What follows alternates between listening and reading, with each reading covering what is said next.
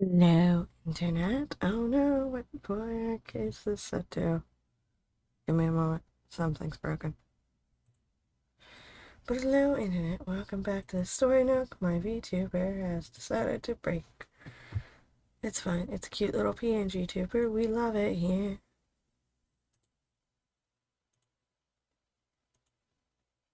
There we go. Hopefully that is fixed now. Yay! Da. Okay, yeah. Hopefully fixed. But welcome back to the story Nook. Where I am here and we can all have a good old time. We're going to be reading more The Wizard of Oz by L. Frank Baum with pictures by W.W. Dinslow. And what chapter are we on? Last chapter, we realized that the Oz was a humbug.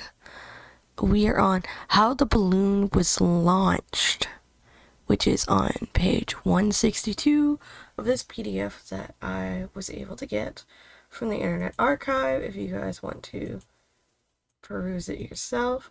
So go ahead, grab your water, your tea, your coffee, whatever it is you would like, and we will continue forward. Here we have an image. It looks like the Scarecrow. He's got, I think that's the stick that's supposed to hold up his head. It looks questionable.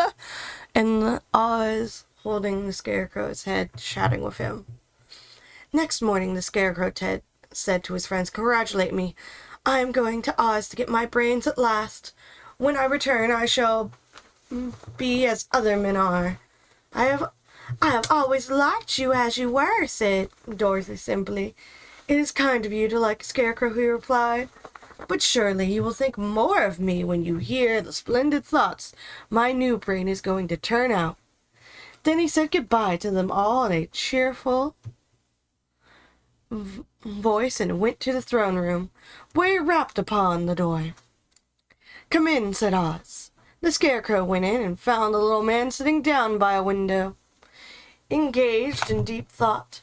"I have come for my brains," remarked the Scarecrow, a little uneasily. "Oh, yes. Sit down in that chair, please," replied Oz. "You must excuse me for taking your head off, but I shall have to do it in order to put your brains in their proper place." "That's all right," said the Scarecrow. "You are quite welcome to take my head off, as long as it will be a better one when you put it on again." Oh, dear. Didn't realize this.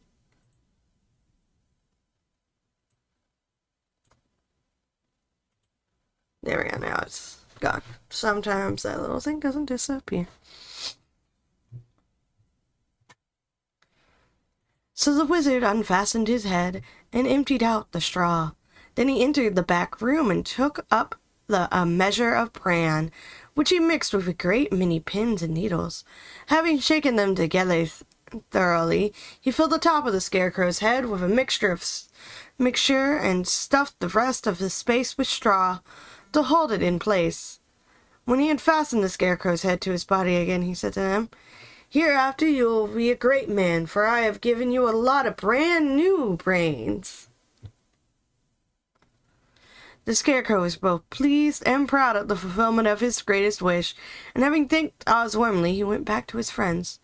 So he filled his head with a mixture of pins and needles, a measure of bran. I mean, that's one way. Placebo effect. Dorothy looked at him curiously. His head was quite bulged out at the top with brains. "How do you feel?" she asked. "I feel wise indeed," he answered earnestly. "When I get used to my brains, I shall know everything." "Why are those needles and pins sticking out of your head?" asked the Tin Woodman. "That is proof that he is sharp," remarked the Lion. "Well, I must go to Oz and get my heart," said the Woodman. So he walked to the throne room and knocked on the door. "Come in," called Oz, and the Woodman entered and said, "I have come for my heart." "Very well," answered the little man, "but I shall have to cut a hole in your chest so that I can put your heart in the right place. I hope it won't hurt you." "Oh, no," answered the Woodman. "I shall not feel it at all." So Oz brought a pair of tinner's shears and cut a small square hole in the left side of the Tin Woodman's chest. And so now we've got these three going, ho ho ho, I am so smart, I have a heart, I am so brave, even though it's all placebos, I am sure. But I do appreciate this image. Let's stare at it. This also tells me this chapter is not going to be too long. There's my alarm. Because once again, it's 5 in the morning. I woke up and it was just like, shit, I didn't record last night. I got up and my husband rest though. And so we have this lovely image. You can see the land outside. I love this. The placebo's effect works good on these dudes.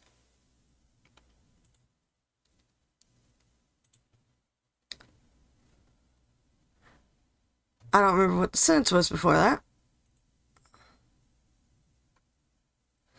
Small square hole in the left side of the Tin Woodman's breast. Alrighty. Then going on to a chest of drawers, he took out a pretty heart, made entirely of silk and stuffed with sawdust. Isn't it a beauty? He asked. It is indeed, replied the woodman, who was greatly pleased. But is it a kind heart? Oh, very, answered Oz. He put the heart in the woodman's breast and then replaced a square of tin, soldering it neatly together where it had been cut. There, he said, now you have a heart that any man might be proud of. I'm sorry I had to put a patch on your breast, but it really couldn't be helped. Never mind the patch, exclaimed the happy woodman.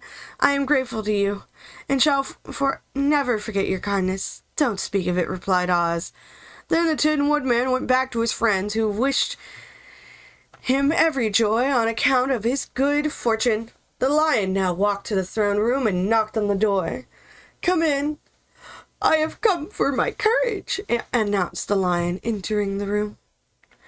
Very well, answered the little man. I'll get it for you. He went to a cupboard and, reaching up to a high shelf, took down a square green bottle, the contents of which he poured into a green gold dish, beautifully carved. Placing this before the Cowardly Lion, he sniffed it as if he did not like it. The Wizard said, Drink. What is it? Asked the Lion. Well, answered the Oz, if it were inside of you, it would be courage. You know, of course, that courage is always inside one. So that this really cannot be called courage until you have swallowed it. Therefore, I'd advise you to drink it as soon as possible. The Lion hesitated no longer, but drank till the dish was empty. How do you feel now? Asked Oz. Full of courage, replied the Lion, who went joyfully back to his friends to tell them of his good fortune.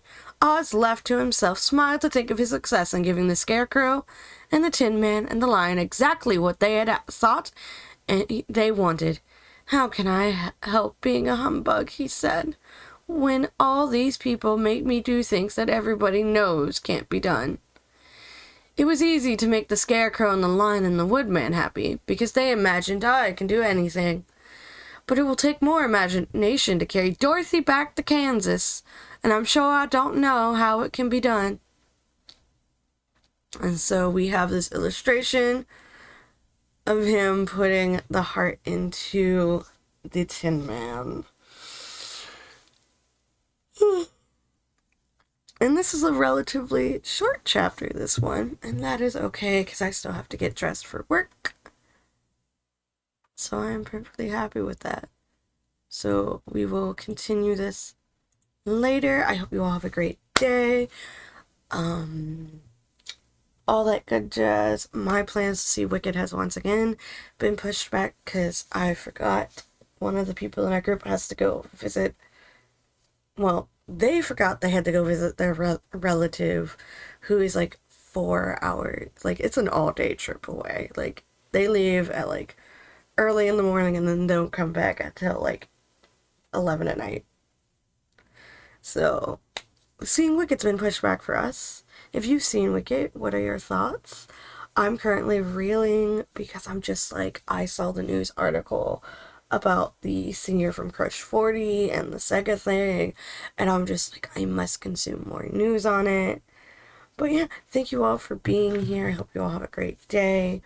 As you can see, I've got like a little slideshow of some of the stickers that are on my Redbubble. So I hope you all enjoy that. Get more stickers and designs on Redbubble. So yeah, I hope you all have a lovely day. Remember to stay safe, stay healthy, and stay hydrated. It's very important to stay hydrated. And I'm gonna finish getting dressed and upload this while I do so. So have a lovely day, have a lovely evening, all that good things. Bye bye.